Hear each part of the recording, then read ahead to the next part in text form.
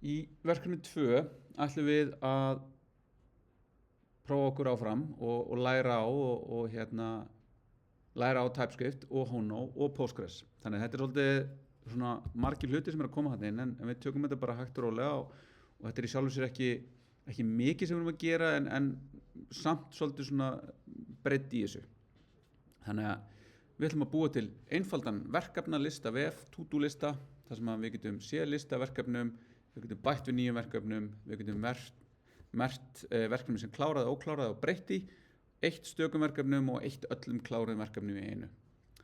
Og þetta ætlum við að gera með því að nota Hono fyrir Node.js með server-side rendering og við ætlum að nota JSX templating og það svona ákveðið samlegar áhrif við því að þegar við ætlum líka að nota JSX þegar við förum í React. Svo ætlum við að nota Postgres og setjum það upp á þeirri vél sem við erum að vinna með, þannig að það er svona smá svona uppsetningar, pælingar þar. Svo ætlum við að nota aðeins SOD til þess að staðfesta gögn, þetta validation verkefnið og við ætlum að nota TypeScript fyrir svona type safety sem ég er búin að tala aðeins en nú ætlum við bara að nota TypeScript sem er svona bara leiðin til þess að gera það í dag. Og svo ætlum við aftur að bara nota Node.js testrunnin eins og var í verkefni 1 en bara svona aðeins til hliðar, ekkert annað en samt við ætlum að skrifa 2 próf bara fyrir hvað sem er, bara ekki skrifa ekki próf. Og í þessu ætlum við ekki að gera neitt client-side JavaScript. Þannig að þetta er í raun bara endurgerð á verkefni úr vefforritun 1 núna í haust segi ég, þar sem við gerum þetta eingöngu með client-side. Þannig að nú erum við bara að snúa þessu alveg á haus og gera þetta verkefni aftur bara á bakendanum. Þannig að þá ekki að skrifa eitt staf í JavaScripti sem er keyrt á clientnum. Og við förum yfir þetta á eftir. Þetta er núna svolítið, núna er alveg bara svona lykill að skilja þarna á milli. Og við ætlum að setja upp Hono og við ætlum að setja upp þessar HTTP aðferðir og slóðir þar sem við ætlum að gera eitthvað. Þannig að get á rótina birtir verkefnalistan. Post á /add bætir við verkefni. Post á update með ID uppfærir verkefni með aukinni ID. Og það getur verið þá að uppfæra texta þess, hvort það sé búið eða ekki, eða bæði. Post delete finished eyðir öllum verkefnum sem er búið að klára. Post á delete með ID eyðir bara verkefni með gefið ID. Og alltaf þegar við nota post þá ætlum við að taka við og við ætlum að birta bara almenna villu ef eitthvað klikkar. Annars ætlum við að bara gera það sem við beðum og svo redirecta aftur á forsíðuna og þá er forsíðan í raun að fara að sækja breytta stöðu og birta hana. Þannig að ef ég bý til verkefni þá bý ég til verkefni með því að posta, þá fer það inn í gagnagrunnin. Síðan segi ég frábært, það gekk, redirect á forsíðuna, þá kemur get á forsíðuna og þá sækir kóðin sem keyrir á forsíðunni verkefnalistan og þar með talið nýja verkefni sem ég var að búa til. Þannig að það er ekkert geymt á framöndanum. Það er ekkert í local storage, það er ekkert neitt þar. Þetta er allt saman persistað á bakendanum í gagnagrunni. En við erum ekki með neitt svona notendaumsjón eða neitt, þannig að við erum bara að búa til to-do listan. Það er bara einn, það er engin leið til að gera það fyrir mig eða fyrir ykkur eða eitthvað svoleiðis. Þetta er bara fyrir alla. Það flækist töluvert þegar við erum að fara að bæta við notendaumsjón, en við skoðum það samt í framhaldinu. Og svo ef það er eitthvað opnað sem er ekki til, þá ætlum við að birta 404 síðu. Við ætlum að nota þessi JSX sniðmátt sem við skoðum nánar á eftir og við ætlum að búa minnstakosti til svona 5 sniðmátt eða komponenta sem við getum kallað þetta líka og það rýmar aftur við það sem við kallum þetta í React.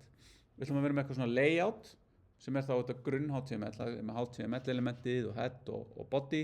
Svo erum við eitthvað form sem býr til verkefni, svo erum við eitthvað listi sem listar verkefnum, við erum með stakt verkefni og svo erum við með svona síðu og eða villu síðu. Bara svolítið útfærslu atriði hvernig við gerum. Síðan erum við með gagnagrunn og gögnin, en við ætlum að vera bara með eina töflu sem bara heita to-dos. Þar ætlum við bara að vera með ID sem er serial primary key, sem því bara það er auðkenni á röðinni, Postgres sér það fyrir okkur, fyrsta færsla sem við búum til fær ID 1, næsta færsla sem við búum til fær ID 2 og svo framvegis. Svo erum við með title sem variable character sem að stærð 255 sem titillinn á verkefninu. Það að segja að þetta tekum við UTF-8 streng, geymir hann og hann má vera hámarki 255 stafir. Þannig við þurfum líka að passa upp á það að við getum ekki búið til verkefni sem 256 eða lengra, því þá mun það valda villu þegar við reynum að setja inn í gagnagrunnin. Þannig við þurfum að valida þetta þarna. Svo finished sem boolean gildi og þá bara verkefni lokið ekki, sjálfgefið false, created, þetta bara tímastimpill, hvenær var það búið til. Þetta þá það sem við notum til þess að raða verkefnunum, þannig að við röðum því, þannig að verkefnin sem voru búin til fyrst eru aftast eða fyrst, það bara fer eftir hvernig við viljum útfæra það. Og við ætlum að nota bara eina skrá sem ætlar að halda utan öll köllin okkar í gagnagrunnin. Aftur, eitthvað sem við skoðum saman á eftir, en það gefinn grunnur þar sem ákveðin komment og í raun allar SQL skiparinnar sem þið ættu að þurfa að nota. Þannig að sum ykkar eru í gagnasafnsfræði núna eða ekki? Voru í, já, það á haustin, já.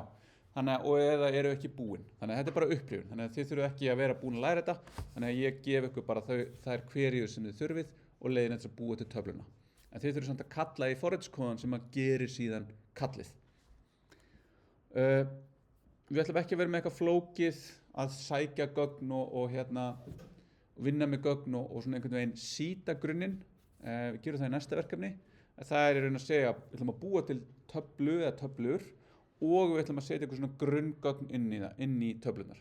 En ekki núna. Þannig að þá má við bara búa til töfluna þegar forritið keyrir ef að taflan ekki til og ef hún til þá svona leið til að segja bara svona create table if not exists. Þannig að sjáum það líka í því sem gefið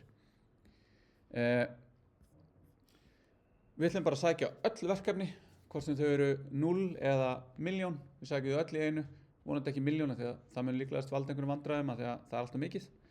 En við skoðum aftur í verkefni 3 hvernig við takmörkum í raun hversu mikið við erum að sækja, svona paging sem svona ákveðu verkfæri sem við notum þegar við erum að vinna með mikið af gögnum. Við ætlum bara að vista title og þegar við erum að fara að vinna með verkefni þá ætlum við bara að hafa texta input þannig að ég get breytt með því að fara bara í texta inputið, breyta og vista og við ætlum að geta eitt stökum verkefnum og ef það að minnstakosti eitt verkefni sem klárað þá takkið sem segir eyða öllum verkefnum sem búið að klára og við ætlum að nota SOT til þess að staðfesta gögn og mjög einföld staðfesting þannig séð en nóg til þess að við byrjum að nota SOT notum það sem meira í verkefni 3 og það bara titillinn má ekki vera tómur þannig að ef ég sendi inn tómastrengin eða ég sendi inn bara white space strengin bara bil þá ætlum ég að trimma hann þar að segja, ég ætlum að fjarlæga white space að byrjun og enda ef hann þá tómastrengurinn þá hann ólöglegur og ef hann 255 eða yfir 255 stafir þá hann líka ólöglegur og þá ætlum við bara að segja ólögleg gögn við þurfum ekki að persista eða segja svona hei ólögleg gögn þú settir þetta inn og laga það svona þetta afskaplega einfalt hjá okkur við ætlum að setja upp einfalt útlit og það gildir í raun sama það mætti nú kannski taka það fram hérna að það í raun einhvers konar takmarkað breiddin á því og það responsive þar að segja að það virkar í litlum skjám og stórum skjám ég skal skýra það betur hérna og það gefin CSS skrá og þið getið nota sýnlausna verkefni 8 sem að þetta verkefni byggt á og sýnlausnin mín gerir það. Þannig ég tók í raun bara allt CSS-ið úr þessu hérna, þessari sýnlausn, HTML struktúrin og aðlaga mig að því. Þannig þið getið notað það til að flýta fyrir ykkur, en það gerir ráð fyrir því að þið getið lesið HTML og CSS og skilið og þannig það getur líka verið góð æfing að gera það, eða þið getið gert bara eitthvað mjög einfalt viðmót. Svo það bara ECMAScript, modules, ES modules, Node 24 og NPM, síðan ætlum við að nota TypeScript og það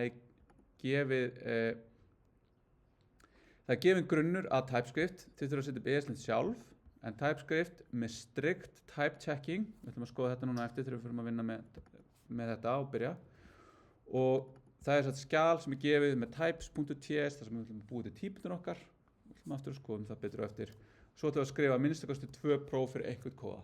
Ég gef ekkert meira upp, þið túlkið þetta eins breytt eða þröngt og þið viljið. Þetta bara, þið þurfum bókstaflega bara að vera með 2 testa true jafnt og true þess vegna Það gefið síðan GitHub Action sem keyrir lint og test við hvert push. Síðan ætlum við að setja þetta upp í hýsingu og þá ætlum við að setja þetta upp á render, það sem ég ætla að sýna ykkur. Og þar hægt að setja Postgres þjón, en það líka hægt að setja upp sérstaklega Postgres þjón á Neon og bæði af þessu eitthvað sem þið þurfið ekki að borga fyrir, þannig að það eitthvað svona hobby tier, free plan, no card required.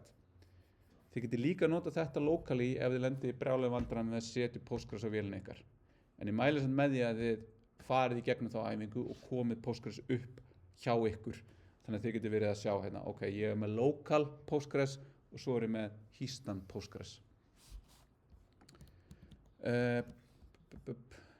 Hérna matið þessu sett fyrir núna og þetta eru núna 2 vikur sem við vinnum í þessu. Þannig að ég kem ykkur á stað núna, næsta tíma, alveg eins og í sensta tíma, þá svona hei, hérna chunky af því sem við ætlum að vera vinna í þessu, vonandi verið þið búin að setja Postgres, skoða það sem að verkefni snýst gera smá tilraunir sjálf, komið með nokkra spurningar í næsta tíma og við vinnum í þessu saman. Annars verð ég bara með lista þar sem við förum yfir saman og skoðum í samhengi við námsefnið.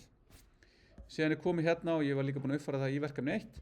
Það komið hérna notendunöfnin sem á að skila og gefa aðganginn í rýbóið og aftur að þið megi vinna þetta saman, skrifið eins mikið ykkar eigin lausn og þið getið og ekki nota stór mállíkön til þess að skrifa þetta fyrir ykkur eða gera eitthvað. Og ef þið fáið einhverja aðstóð, endilega sendið með chat transkriptið. Er það ekki, er ekki öll búin að vera að gera það? Ég held að það hefði enginn gert það í Web41.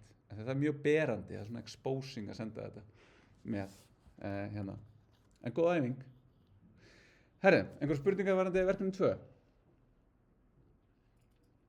Þá koma það bara í næsta tíma. Já, þetta bara Postgres og svo finnum við það. Já, við gerum þetta allt saman hérna.